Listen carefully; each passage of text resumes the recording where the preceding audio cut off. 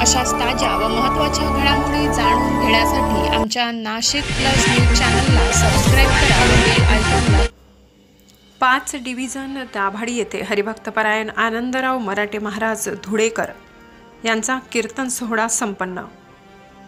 भगवान श्री राम मंदिर अयोध्या श्री रामलल्ला प्राणप्रतिष्ठा सोहळा निमित्त मालेगाव तालुक्यातील 5 डिव्हिजन दाभाडी येथे भव्य अशी शोभायात्रा व कीर्तन सोहळा संपन्न। या मिरवणुकीमध्ये श्री प्रभू रामचंद्र, सीतामय्या, लक्ष्मण भैया, वीर बजरंग बली आणि शबरी माता यांचे हुबेहूब साक्षात दर्शन घडवून आणले।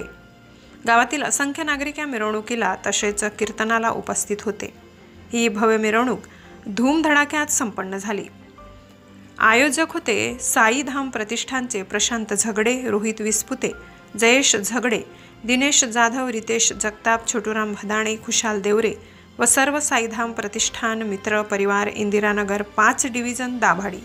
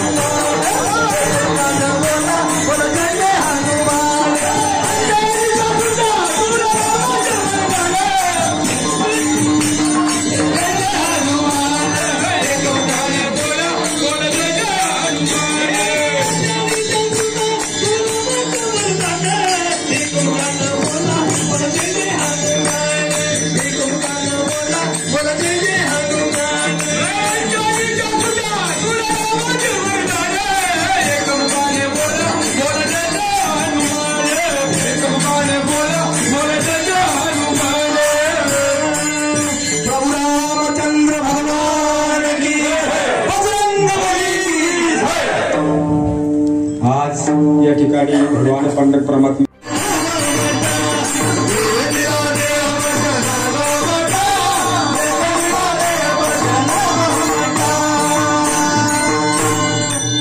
धन्यवाद करी मंडळी, गायनाचार्य मंडळी, नाना महाराजांनी प्रमाण दिलं दादा की देवे दिला देव भजना गोमटा तोया झाला फाटा बाधिकेचा।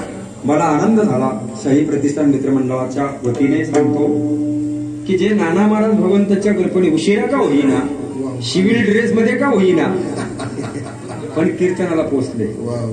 तसं माझ्या भगवंताला विनंती, प्रभू रामचंद्राला, गणेशाला उद्या उशिरा का होईना आद्य गुरु शंकराचार्यांनी प्राणप्रतिष्ठा सोहळ्याला यावं, एवढीच प्रभूकडे विनंती। पण आमच्या भारतामध्ये एकमेका करू साह्य अवघा धरू सुपंथ, चांगलं काम करायचं असेल तर धर्मातल्या सर्वांनी एकत्र यावं लागेल।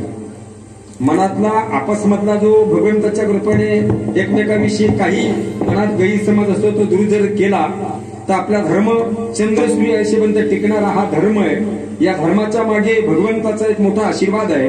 म्हणून 4 कोटी जपांना वाचा सिद्धी प्राप्त होते, 5 कोटी जपांना ज्ञानाची प्राप्ती होते, 6 कोटी जपांना धनाची प्राप्ती होते, 7 कोटी जपांना स्त्रियांना पतीला पत्नी प्राप्त होतं, 8 कोटी जप केलं की अपत्कार टळतो, 9 कोटी जपांना स्वप्नामध्ये देवाची झाकी होते, 10 कोटी जप केला की देव सकाळी काकड आरती करण्याकरता उठवतो। कसा उठवतो? उठा जागेवर उठा अंतार का वाढायला येते।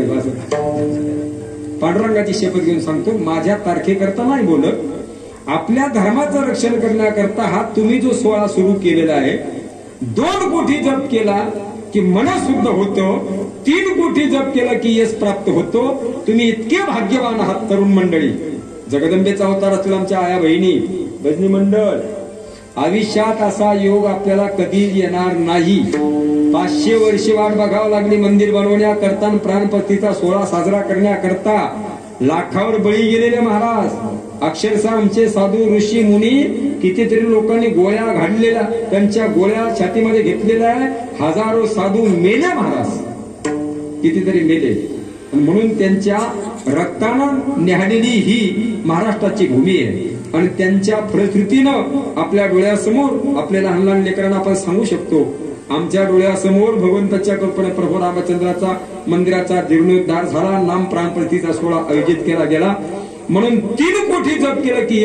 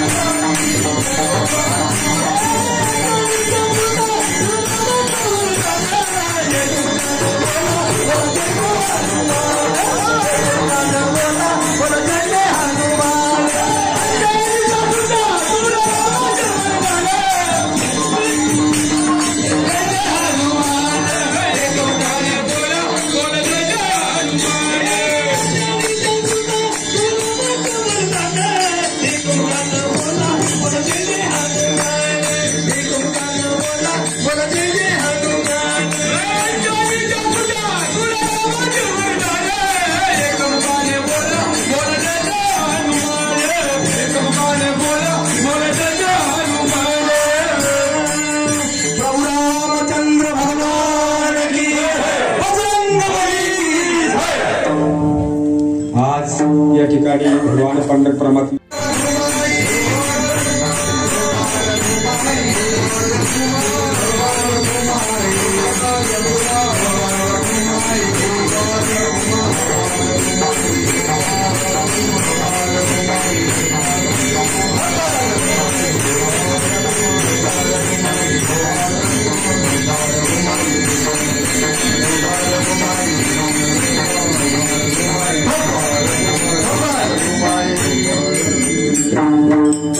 तीन चरणांचा भार त्या ठिकाणी पूर्ण झालेला. शेवटचे चरण आपल्याला करता वेळ नसल्यामुळे सर्वांची माफी मागतो. हा भगवान पांडुरंग परमात्म्याच्या कृपा आशीर्वादाने फार मोठा अनुभव सोहळा सर्वांना मुक्का लावून द्या. कारण आपण वेगळ्या आपल्या कीर्तनामध्ये भगवंताच्या कृपेने हा जो आनंद उत्सव आहे त्याच्यामुळे घाई गडबडीमध्ये नेमकं काय होत, भगवंताच्या कृपा आशीर्वादाने जो आपला बरोबर पत्रिका लिहिला होता त्यानं पत्रिका देवाण राहिला आहे असं मी कधी कधी घडलं. म्हणून भगवंताच्या कृपेने राग भेद मानू नका. काही गोष्टी आपल्या संप्रदायाच्या सांभाळून घ्या, एकमेकाला सांभाळा, तो एकमेकाकडून साह्य अवघा घरी सुबंतो. या ठिकाणी शेवटच्या चरणामध्ये तुकाराम महाराजांना म्हणायचं आहे की आमचं ध्यान फक्त होतं श्रीरामाचं. तुकाराम माझे श्रीरामाचे झालं प्रेरणे पूजन विठोबाचे, आम्ही विठोबाचं पूजन करतो. या ठिकाणी सर्वांना एक सूचना आहे, हा मोठा या ठिकाणी प्राणप्रतिष्ठा सोहळा जो आयोजित केला गेलेला आहे, उद्या जगदंबेचा अवतार असला आमच्या आया बहिणींना विनंती, कुठेही कामाला न जाता घरीच सळा रांगोळ्या या ठिकाणी आपल्या अंगणामध्ये टाकायच्या आहेत आणि भगवंताच्या कृपेने दुपारी 12 वाजता 11:30 वाजता इथं मंदिरात यायचंय. आपल्या घरापर्यंत ज्या अक्षदा पोहोचवलेल्या आहेत त्या अक्षता घेऊन इथं प्रभू रामचंद्रांची आरती होईल. त्या अक्षता ठिकाणी देवाला अर्पण करायची आहे आणि तदनंतर या ठिकाणी महाप्रसाद होणार आहे. त्या महाप्रसादाचा सर्वांना जाहीर या ठिकाणी ग्रामस्थ मंडळीतर्फे मित्रमंडळातर्फे आमंत्रण दिलेलं आहे. सर्वांनी त्या महाप्रसादाचा लाभ घ्यावा.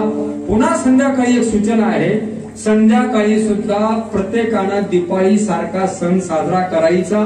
घरी गोडधोड काहीतरी, आपल्या घरी सुद्धा गोडधोड अन्नदान आपल्याला खायचंय आणि प्रत्येकानं गुढ्या उभारायच्या. सकाळी 7 वाजता सळा रांगोळ्या टाकून जशी गुढीपाडव्याच्या दिवशी गुढी उभारली जाते तशी दिवसभर संध्याकाळपर्यंत गुढी सोडायची नाही. आणि भगवंताच्या कृपेने ह्या नियमाचं सर्वांनी पालन करावं. म्हणून या ठिकाणी झालेली सेवा भगवंताच्या चरणावर अर्पण करण्याच्या अगोदर या ठिकाणी तुकाराम महाराजांच्या कृपेने, ज्यांच्या कृपेने आपण बोललो.